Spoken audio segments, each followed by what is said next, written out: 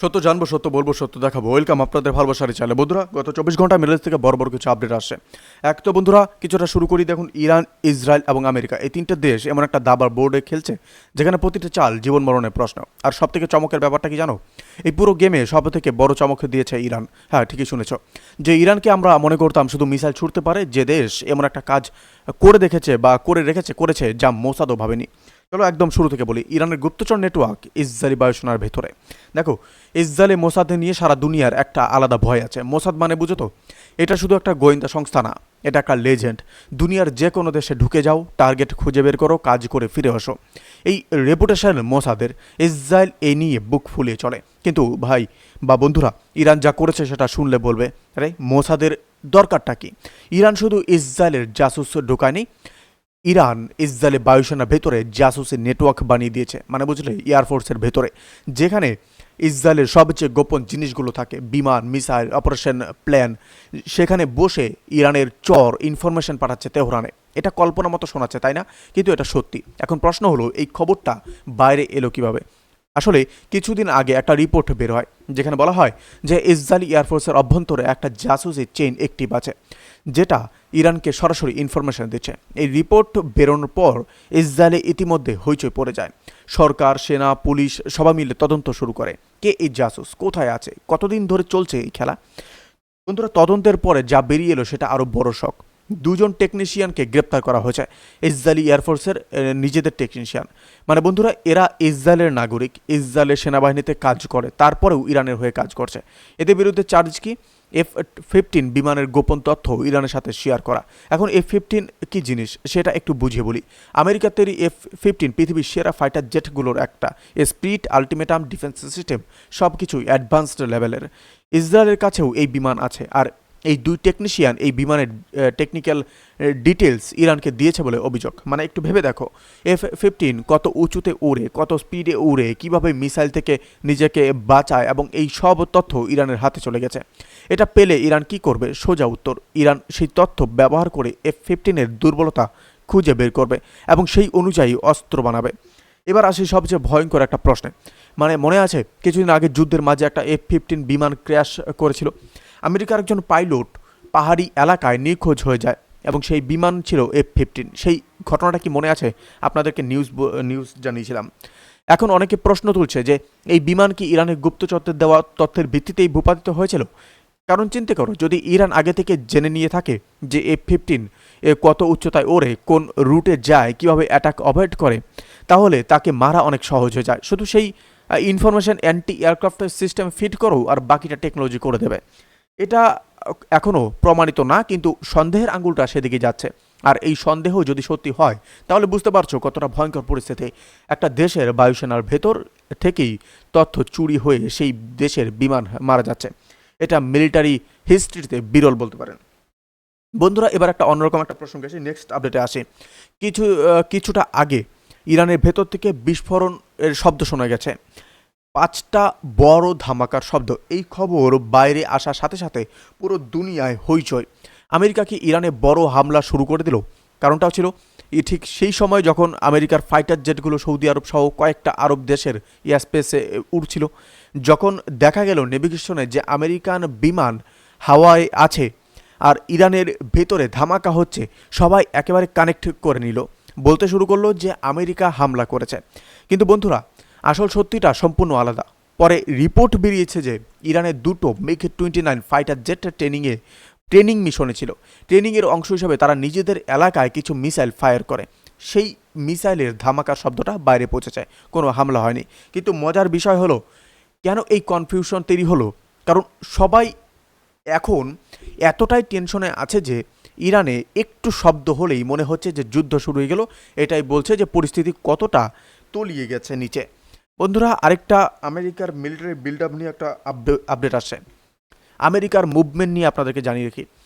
দেখুন বন্ধুরা, মিডল ইস্টে আমেরিকা এখন যা করছে সেটা দেখলে বোঝা যায় এরা শুধু ভয় দেখাতে আসেনি, আসলে প্রস্তুত হচ্ছে। কার্গো বিমান আসছে একের পর এক। এই কার্গো বিমানে কি থাকে? অস্ত্র, গোলাবারুদ, মিলিটারি ইকুইপমেন্ট। কিছু বিমান ইসরায়েলেও নামছে। মানে ইসরায়েলকে সাপ্লাই দেওয়া হচ্ছে। আর সব থেকে বড় খবর, জর্জ বুশ একটা এয়ারক্রাফট ক্যারিয়ার মিডল ইস্টের দিকে রওনা হয়ে গেছে। 3 থেকে 5 দিনের মধ্যে পৌঁছে যাবে। এখন বন্ধুরা, একটা কেরিয়ার শুধু একটা জাহাজ থাকে না, একটা কেরিয়ারে থাকে 70 থেকে 80টা বিমান, হাজারের বেশি সৈন্য, মিসাইল সিস্টেম, মানে একটা ভাসমান সামরিক ঘাঁটি বলতে পারেন। এই জিনিস যখন কোনো অঞ্চলে আসে তখন সেই অঞ্চলের পরিস্থিতি এতটাই, মানে বলতে পারেন একটাই জিনিস বলে যে যুদ্ধ আসছে। বন্ধুরা, নেক্সট যেটা আপডেট আসছে, সব থেকে হাই লেভেল ডিপ্লোম্যাটিক মুভটা আসছে। খবর বেরিয়েছে ডোনাল্ড ট্রাম্প নীতিনায়ককে সরাসরি বলে দিয়েছেন যে ডেডলাইন হলো সানডে। সিজফায়ার এক্সটেন্ড করা হয়েছে কিন্তু সেটা সানডে পর্যন্তই। মানে ব্যাপারটা কি দাঁড়াচ্ছে, ট্রাম্প ইরানকে বলছে ঠিক আছে তোমাকে সময় দিলাম, সানডের মধ্যে বসে কথা বলো, ডিল করো, না হলে সানডের পর আবার শুরু হবে। কিন্তু বন্ধুরা, এখানে একটা ইন্টারেস্টিং অ্যাঙ্গেল আছে। ট্রাম্প কি সত্যিই হামলা করতে চায় নাকি এটা প্রেশার ট্যাকটিক্স? কারণ একদিকে ট্রাম্প সিজফায়ার এক্সটেন্ড করেছে, অন্যদিকে ডেডলাইন দিচ্ছে। এটা একটু কন্ট্রাডিক্টরি বলতে পারেন, কিন্তু ডিপ্লোমেসিতে এই ধরনের খেলা সবসময় চলেই। তোমাকে এক হাত আপোষের অফারও দাও আর এক হাতে বন্দুকও ধরে রাখো, এটা চলতে থাকে। আর একটা বন্ধুরা, নেক্সট যেটা আপডেট আসে, টেকনিক্যাল দিক দিয়ে একটা গুরুত্বপূর্ণ বিষয়। পেন্টাগন আমেরিকার কংগ্রেসকে জানিয়েছে যে হরমুজ প্রণালীতে ইরান এত বেশি সামুদ্রিক মাইন পেতেছে যে সেগুলো সরাতে 6 মাস লেগে যাবে। এখন হরমুজ প্রণালী কেন এত গুরুত্বপূর্ণ বুঝো তো? দুটি লাইনে বলে দিচ্ছি। পৃথিবীর মোট তেল সাপ্লাইয়ের 20 থেকে 25% এই সরু পথ দিয়ে যায়। সৌদি আরব, ইরাক, কুয়েত, ইরান, এই সবগুলো দেশের তেল এই হরমুজ দিয়ে পার হয়। এখন এই পথে মাইন পেতে রাখলে কি হয়, কোনো জাহাজ সহজে যেতে পারবে না, আর গেলেও ঝুঁকি আছে। 6 মাস মানে কিন্তু অনেক দীর্ঘ সময়। এই 6 মাস কি আমেরিকা সমুদ্রে পড়ে থাকবে? এই প্রশ্নটা এখন আমেরিকান কংগ্রেসেই উঠছে। বন্ধুরা, আরেকটা যেটা আপডেট আসছে, নাকেবন্দি চলছে। আমেরিকা সেন্টকম জানিয়েছে যে নাকেবন্দি শুরু হওয়ার পর থেকে মোট 31টা ইরানি জাহাজ আটকানো গেছে। হরমুজ প্রণালীতে ইরান নাকাবন্দি করেছিল, তারপরে আমেরিকাও নাকাবন্দি করেছে। তো সেই নাকাবন্দিতে ইরানের 31টা ইরানি জাহাজ আটকানো গেছে বা ইরানি বন্দরে ঢুকতে দেওয়া হয়নি। আর এদের মধ্যে বেশিরভাগই তেলের ট্যাঙ্কার, মানে বুঝলে ইরানের তেল বিক্রির রাস্তায় বন্ধ করে দেওয়া হচ্ছে। ইরানের অর্থনীতি মেরুদণ্ড হলো তেল, তেল বিক্রি বন্ধ, ডলার আসা বন্ধ। ডলার না আসলে সরকার চলে না, সেনা চলে না, দেশ চালানো সব কঠিন হয়ে যায়। এটা একটা অর্থনৈতিক যুদ্ধ, সরাসরি বোমা মারা ছাড়াও।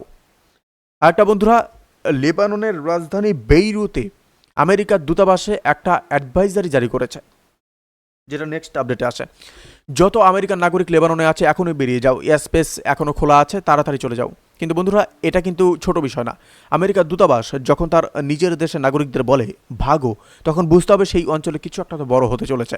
কারণ দূতাবাসগুলো এমনি এমনি এই অ্যাডভাইজারি দেয় না। ইসরায়েল হিজবুল্লাহর মতো যে শান্তি চুক্তি চলছিল সেটা শেষ হওয়ার মুখে, লেবানন আবার যুদ্ধের দিকে যেতে পারে, সেই ইঙ্গিতই দিচ্ছে এই সতর্কবার্তা। বন্ধুরা, নেক্সট যেটা আপডেট আসছে, একটু গুজবের দিকে আসা যাক। তেহরানের কাছে পারান্দো এলাকায় নাকি 100 জন বাসিজ সৈনিক, তাদেরকে খাবারে বিষ মিশিয়ে মারার চেষ্টা হয়েছে। 1 জন মারা গেছে, বাকি 99 জন হাসপাতালে। কিন্তু ইরানের আইআরজিসি একদম সরাসরি এই খবর অস্বীকার করেছে। তারা বলেছে এটা সম্পূর্ণ মিথ্যে। 1 জন সৈন্য মারা গেছে ঠিকই, কিন্তু সে বাড়িতে কোনো দূষিত খাবার খেয়ে অসুস্থ হয়ে মারা গেছে। 100 জনকে বিষ দেওয়ার গল্পটা বানানো। এই ধরনের গুজব যুদ্ধের সময় খুব কমন। একটা দেশকে দুর্বল দেখানো, তার ভেতরে অস্থিরতা তৈরি করা, এই কাজ তারা বা তার শত্রুরা করে। ইরান ইন্টারনেট বন্ধ রেখেছে বলে এই গুজব ইরানের ভেতরে ছড়াতে পারেননি, না হলে সমস্যা হতে পারতো, ইরানের ভেতরে বিক্ষোভ হতে পারতো সে নিয়েও। বন্ধুরা, নেক্সট যেটা আপডেট আছে, আমেরিকান নেভি সেক্রেটারি পদত্যাগ হয়েছে। শেষ পয়েন্টে আপনাদেরকে আসি। জন সি ফেলান আমেরিকান নেভি সেক্রেটারি পদত্যাগ করেছেন বলে খবর। এই যুদ্ধের সময় ইতিমধ্যে আমেরিকার বায়ুসেনার ডজনখানে অফিসার অলরেডি চলে গেছেন, এখন নেভির সেক্রেটারিও চলে যাচ্ছেন। এটা একটা ইন্টারেস্টিং সিগন্যাল। ট্রাম্পের সাথে কি মিলিটারি টপ ব্রাসের মতভেদ হচ্ছে, নাকি এই যুদ্ধের কৌশল নিয়ে ভেতরে ভেতরে দ্বন্দ্ব চলছে, এটা এখনও পরিষ্কার না। কিন্তু যুদ্ধের মাঝে এই ধরনের পদত্যাগ মানে টিম ট্রাম্পে সব কিছু ঠিকঠাক নেই। তো সব মিলে দেখুন পরিস্থিতি যা দাঁড়াচ্ছে। সানডে হলো একটা বড় দিন, ট্রাম্পের ডেডলাইন পার হলে কি হবে সেটা দেখার। ইরান কি ডিল করবে নাকি আবার যুদ্ধ শুরু হবে? আর ইরানের গুপ্তচর নেটওয়ার্ক ইসরায়েলের বায়ুসেনার ভেতরে ঢুকে গেছে। এটা শুধু একটা খবর না, এটা একটা বার্তা যে এই যুদ্ধ শুধু আকাশে বোমা ফেলা না, এটা তথ্যের যুদ্ধ, বুদ্ধির যুদ্ধ। আর সেই যুদ্ধ ইরান এখন অনেকটা এগিয়ে আছে। তো বন্ধুরা, এই হলো আজকের আপডেট, এতটুকুই আজকে রাখছি। এবং কোন আপডেটটি, অনেকগুলো আপডেট আপনাদেরকে জানিয়েছি, কোন আপডেট সবচেয়ে বেশি আপনাদের ভালো লেগেছে অবশ্যই কমেন্ট করে জানাবেন। ভালো থাকবেন, সুস্থ থাকবেন, ধন্যবাদ। দেখা হচ্ছে নতুন কোনো ভিডিওতে বা লাইভ স্ট্রিমে। আপনারা কোথা থেকে দেখছেন অবশ্যই জানাবেন। আপনাদের যদি ভিডিওটি ভালো লাগে থাকে অবশ্যই আমাদেরকে জানাবেন এবং কমেন্ট করতে ভুলবেন না। ভালো থাকবেন, সুস্থ থাকবেন।